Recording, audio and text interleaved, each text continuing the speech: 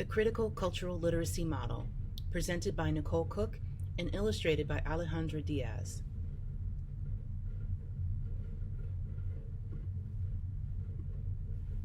The Critical Cultural Literacy Model has been written about in an article entitled, "Tell Me Sweet Little Lies: Racism as a Form of Persistent Malinformation," which was written for the Project Information Literacies Provocation Series. In part, this model was inspired by the work of Tom Mackey and Trudy Jacobson, who talk about meta-literacy. The concept of meta-literacy encourages us to use all of the good parts of the various literacy models and use them in conjunction. There are so many types of literacies, and we should be using them in conjunction and not using them in silos when working with our patrons, our students, and our community members when instructing them about critical thinking and information consumption. For the Critical Cultural Literacy Model, we have several literacies that are used in conjunction to talk about different forms of information. This is by no means a comprehensive list of literacies, but it is a list of relevant literacies that are relevant when we're talking about issues of social justice, equity, diversity, and inclusion. The model consists of information literacy, media literacy, political literacy, historical literacy, emotional literacy, cultural literacy, and racial literacy. We typically see information literacy in libraries and related information organizations, and it's a way to teach students and patrons how to use information effectively and also how to evaluate the information that they're using. Media literacy is a sister literacy to information literacy and focuses on different forms of media, especially in the social media age. This could be information found on TikTok, Facebook, it could be images, it really could be multiple forms of information that are presented visually. Political information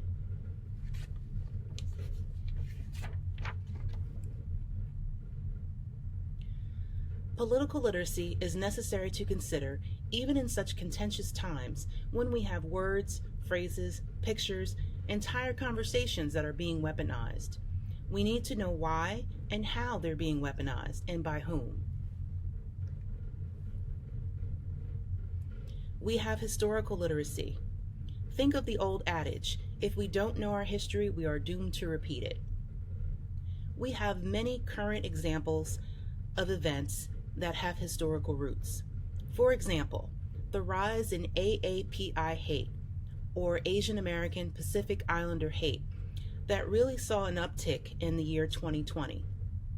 When thinking about AAPI hate in current times, it is important to know about the incarceration camps of Japanese citizens during World War II. Historical literacy gives us great context and enables us to better understand current events. Emotional literacy. We need to understand how people interact with information.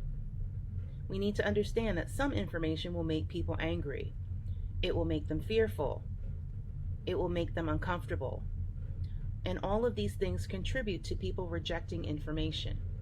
Similarly, there's information that makes people happy, that confirms what they already know and believe, and this will make them more prone to accept the information being presented to them. We need to understand the connection between information and emotional reactions. Cultural literacy. Every community is different. Every community, every group have their own culture, their way of life, their preferred foods and traditions, and things that they celebrate and things that they reject. When we are providing information to other people, we need to have cultural literacy so we can understand what information is most relevant to what community. And finally, for this model, we have racial literacy. Similar to cultural literacy, every group is different in terms of race and ethnicity.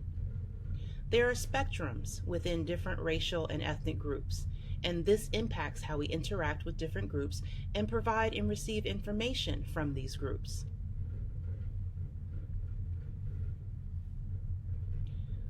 When we're talking about critical cultural literacy, it is a type of pedagogy, and this pedagogy is anti-racist, anti-oppressive, community-based, and empowering.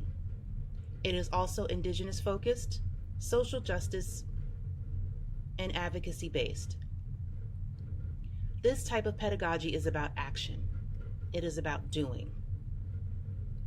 It is also inclusive of systems theory, organizational change theory, and the literature on cultural humility and cultural competence.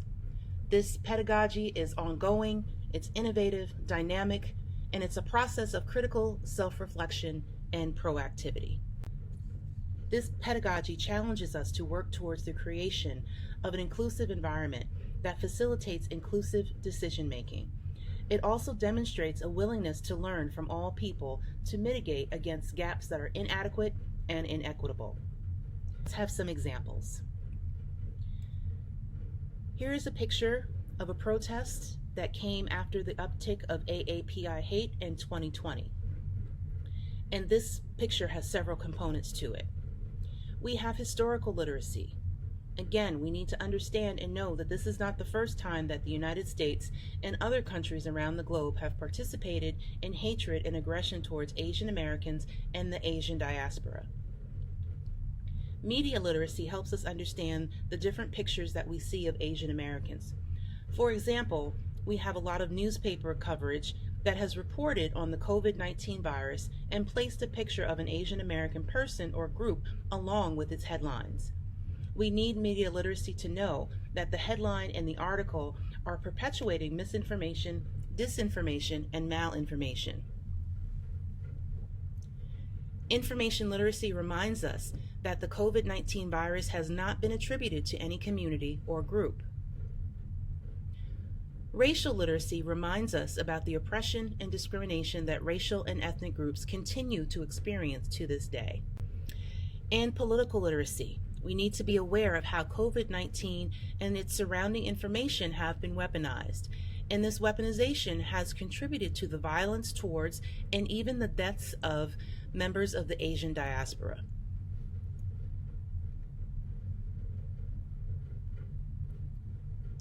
Another example is of actor Jamie Foxx, who posted on social media a particular phrase, a particular saying that is widely used in the African American community. The phrase was misinterpreted by non-members of the African American community, and Foxx was accused of anti-Semitism. Emotional literacy tells us that different groups react to information in different ways. They may be offended, they may be scared, they may be hurt, they may be sensitive to phrases that perhaps indicate racial stereotypes, slurs, or other things that are demeaning to their particular group.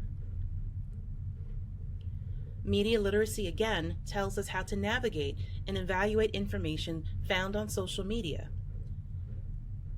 One tip is if we see information only in one place, we need to further verify said information.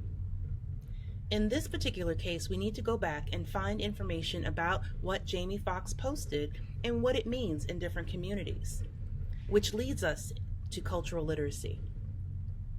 Phrases that mean something in the African American community could mean something very different in other communities, and cultural literacy helps us know the difference. The critical cultural literacy model is one of critical self-reflection. Critical self-reflection refers to the process of questioning one's own assumptions, presuppositions, and meaning-making perspectives. In this particular case, there are different components of critical self-reflection. The first is culturally responsive pedagogy. How do we teach others in a culturally responsive way? How do we teach others in a way that incorporates and brings knowledge from their cultures to the table? We must acknowledge our privilege and our disadvantages. A privilege in one community may be a disadvantage in another community, and we need to have that comparison in order to understand how communities can work together. We have cultural competence and cultural humility. Cultural competence enables us to understand the cultures of other communities and use this knowledge as a process by which to learn about other cultures and then act on this knowledge, highlighting and prioritizing different perspectives and voices.